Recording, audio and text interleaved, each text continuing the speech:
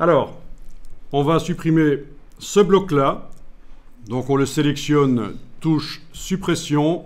On sélectionne celui-là aussi, touche suppression. Et celui-ci, on va l'agrandir. Voilà. Et ça cale à un certain moment. Quand il arrive au même niveau que le bloc du dessus, il s'aligne, c'est magnétique. Voilà, on a un grand bloc en dessous là.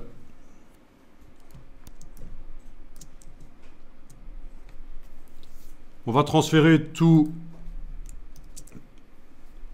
les paramètres de ce bloc-là. On va les transférer sur le bloc d'en dessous. On va tenter ça. Donc le bloc du dessus doit être sélectionné. Celui qui contient le texte CATS, il doit être sélectionné. Et on va aller chercher des styles, la palette des styles. Pas style de caractère ou de paragraphe, mais des styles pour les objets.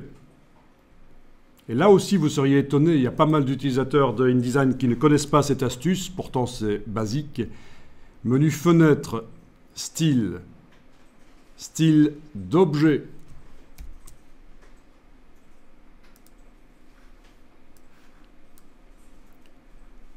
Votre bloc du dessus est sélectionné, celui qui contient donc le mot CATS. Vous allez dans le menu de la palette style d'objet, jusque nouveau style d'objet. Là, vous voyez qu'il y aurait possibilité d'intégrer dans l'objet le style de paragraphe. Oui, oui. Mais actuellement, ce n'est pas coché parce qu'il n'y a pas vraiment, on n'a pas mis un style de paragraphe sur le mot CATS. Donc, ça ne sert à rien. Mais techniquement, il est possible que ça décrive non seulement la couleur de fond du bloc, mais également le paragraphe à l'intérieur. Bon, on va tenter ça. Vous cliquez... attendez, on va quand même le nommer.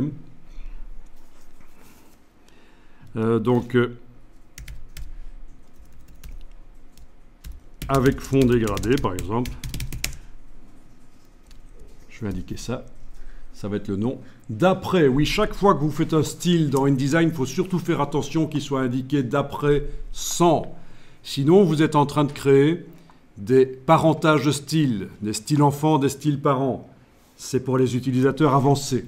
Donc, que ce soit un style paragraphe, de caractère ou de quoi que ce soit dans InDesign, si vous ne connaissez pas le parentage de style, vérifiez chaque fois que vous créez un style qu'il est bien indiqué ici d'après 100. Sinon, vous n'allez pas comprendre ce qui vous arrive. Vous allez modifier un objet par le style et d'autres objets vont se modifier alors qu'ils n'utilisent pas ce style.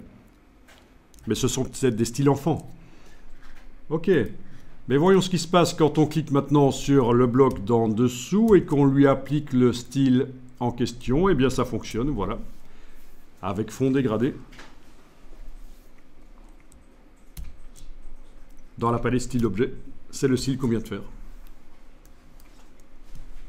Donc les styles, c'est super important de les utiliser puisque ça automatise le travail, ça permet d'aller plus vite, productivité, ça permet d'accélérer les choses.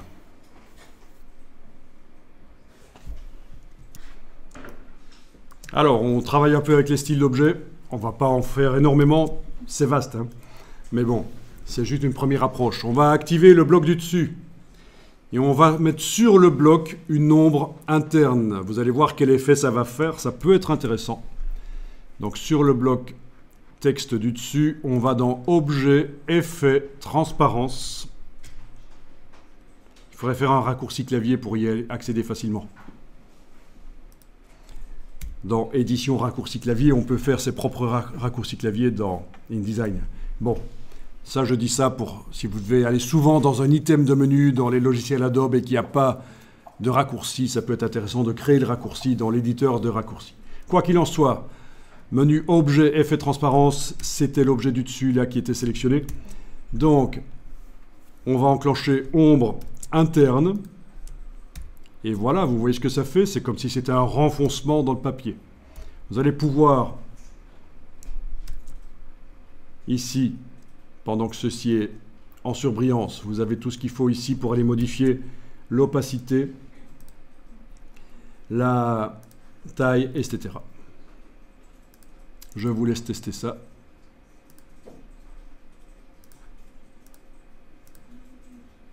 L'angle. Ah oui, au niveau de l'angle, vous avez une option ici, utiliser l'éclairage global.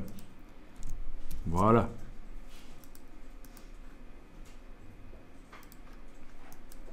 Ce qui va permettre de modifier l'angle d'éclairage à la fois de cet effet spécial d'ombre interne, mais aussi celui du texte là. Si sur le texte, pour l'ombre interne du texte, on a également coché ça, en principe, quand on est sur l'objet et qu'on modifie l'angle, ça va modifier pour les deux. Ben oui, ça marche. Allez, ne plus afficher, ok, voilà. Vous voyez, je vais zoomer dessus. Donc, je répète, pour l'objet, l'ombre interne, j'ai coché utiliser l'éclairage global. Pour le texte, l'ombre interne, j'ai également été coché utiliser l'éclairage global. Je l'ai fait il y a 30 secondes, je ne l'avais pas fait avant en fait. Hein. Et donc, du coup, quand je suis sur l'objet, l'ombre interne, et que je modifie l'angle, ça modifie également sur le texte. Il y a une cohérence de l'éclairage en fait. Intéressant ça. Bien.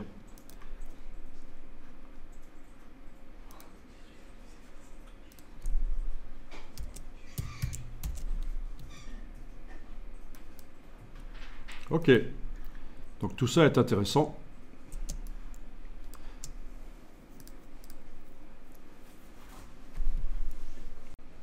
Bon, du coup, l'objet est différent de ce qu'il était avant. Il n'utilise plus le style avec fond dégradé. Vous confirmez, chez vous aussi, il n'utilise plus le style avec fond dégradé.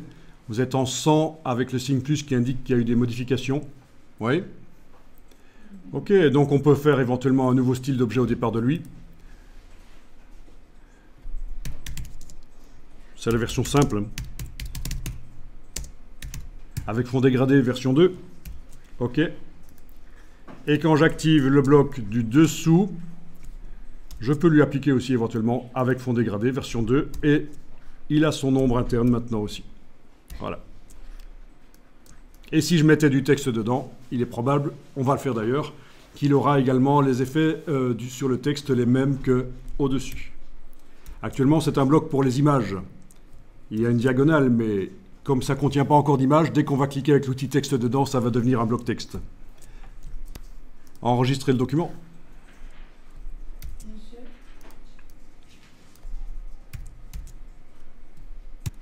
Le nombre de... Donc, le premier bloc modifié n'utilisait plus le style avec fond dégradé. Donc, en l'ayant sélectionné, j'ai fait la version la plus simple de l'explication. Dans le menu de la palette style d'objet, j'ai créé un nouveau style d'objet et je l'ai appelé avec fond dégradé version 2. Et puis, je suis allé activer le bloc d'en bas et je lui ai appliqué le style avec fond dégradé version 2. Voilà.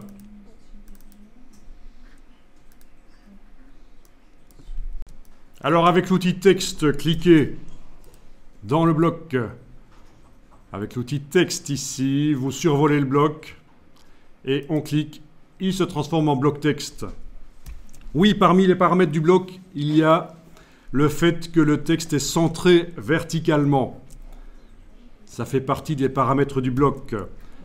Je vous montre, quand on a le bloc sélectionné avec la flèche noire et qu'on fait CTRL B sur le PC, commande B sur le Mac, c'est à cet endroit-ci que ça avait été précédemment réglé. Justification verticale centrée.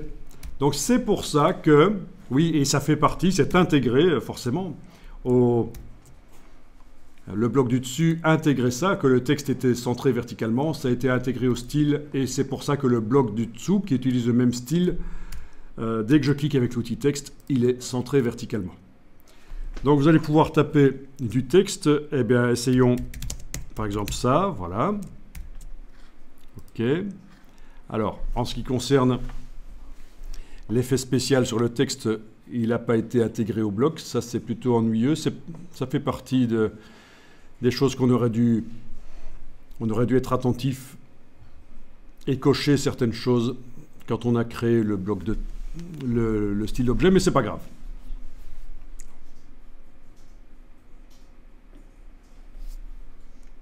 Quoi qu'il en soit, voilà, vous avez tapé par exemple ces deux mots, parfait.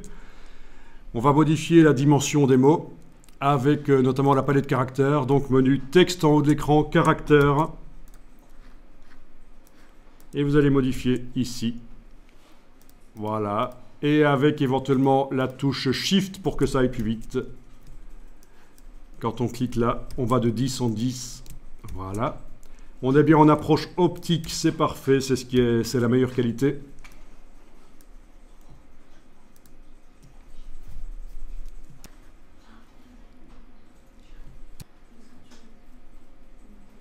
Bien. Au niveau du paragraphe, menu texte paragraphe, la palette paragraphe, donc le menu texte en haut de l'écran paragraphe, on va dire que le texte est centré, voilà, c'est ici, centré. Ok, le texte est centré. Donc si je diminue sa taille, on voit qu'il est bien centré, quoi que je fasse. Ok. Bien. On va, avec l'outil texte, cliquer juste devant le deuxième mot. Ah oui, il fallait faire deux mots. Ah. Devant le deuxième mot. Et on va faire ce qu'on fait souvent dans Word, dans le traitement de texte, c'est chasser à la ligne suivante le texte. Vous savez comment on fait? Le saut de ligne forcé, ça s'appelle. C'est touche Shift et touche Entrée. Donc c'est la touche Shift qui est enfoncée. Et pendant que Shift est enfoncé, on enfonce Entrée. Donc on ne fait pas une fin de paragraphe. Parce que fin de paragraphe, c'est quand on enfonce seulement la touche Entrée. Là, c'est un saut de ligne forcé. Je force ce qui se trouve à droite du curseur à passer à la ligne suivante. Voilà, voilà. Et on a un truc bizarre parce que l'interlignage est à régler. Oui, alors si vous êtes en affichage normal, vous voyez les balises, parce qu'on a demandé de les voir, les balises. C'est des Z. Dans le menu texte, précédemment, la dernière ligne du menu texte, on avait été demandé pour ce document d'afficher les caractères masqués. Et donc la balise qu'on voit là, c'est la balise de saut de ligne forcée. Donc on va éventuellement régler l'interlignage dans la palette caractères, je dis bien, dans la palette caractères.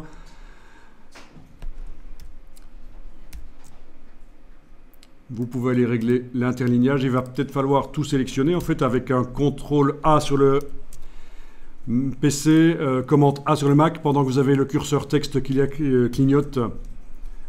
Voilà. Et l'interlignage ici. Avec la touche Shift, si on veut que ça aille plus vite. Voilà. Voilà. Et alors, je vais peut-être aller supprimer cet espace vide. Voilà. OK.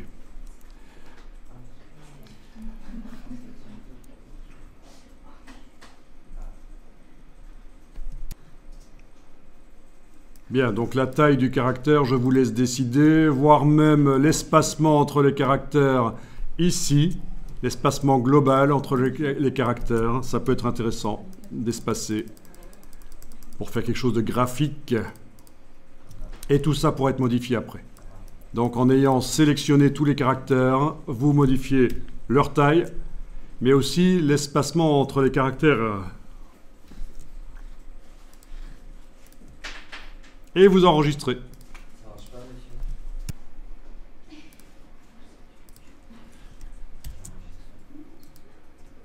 Donc j'en suis à la version 59. Donc alors, pour une raison que j'ignore chez toi, il s'est passé quelque chose, c'est que l'interlignage, tu n'arrivais pas à le régler. Donc ce que j'ai fait, et là je suis revenu en arrière, plutôt que de faire un saut de ligne forcé, les autres ne le font pas, vous regardez juste. Plutôt que de faire un saut de ligne forcé, j'ai juste fait une fin de paragraphe. Donc j'ai enfoncé la touche Entrée sans la touche Shift. J'ai donc une balise différente, c'est une balise de fin de paragraphe. Et en cliquant dans le paragraphe du dessus, avec cette fois non pas la palette caractères, mais la palette paragraphe, j'ai été régler l'espace après paragraphe. Et donc ce qui m'a permis de gérer l'interlignage Oui, non, l'intelligent en quelque sorte, voilà. Donc c'est pas extraordinaire, mais ça marche. Je vais quand même venir en arrière ici, parce que la plupart d'entre vous, sauf chez toi, ça a fonctionné. Donc, on en était avec notre solling forcé, tout va bien. Bon, au niveau du style objet, honnêtement, je vais vous dire, et ça arrive, soit c'est moi qui ai oublié comment ça marche, soit c'est le logiciel qui ne fonctionne plus temporairement peut-être comme il devrait fonctionner, mais quand on a copié le style de tout ceci, avec fond dégradé, oui, eh bien, l'effet sur le texte aurait dû être transféré avec. Il n'a pas été transféré. Et là, je ne vois pas pourquoi, mais ce n'est pas grave, on va continuer.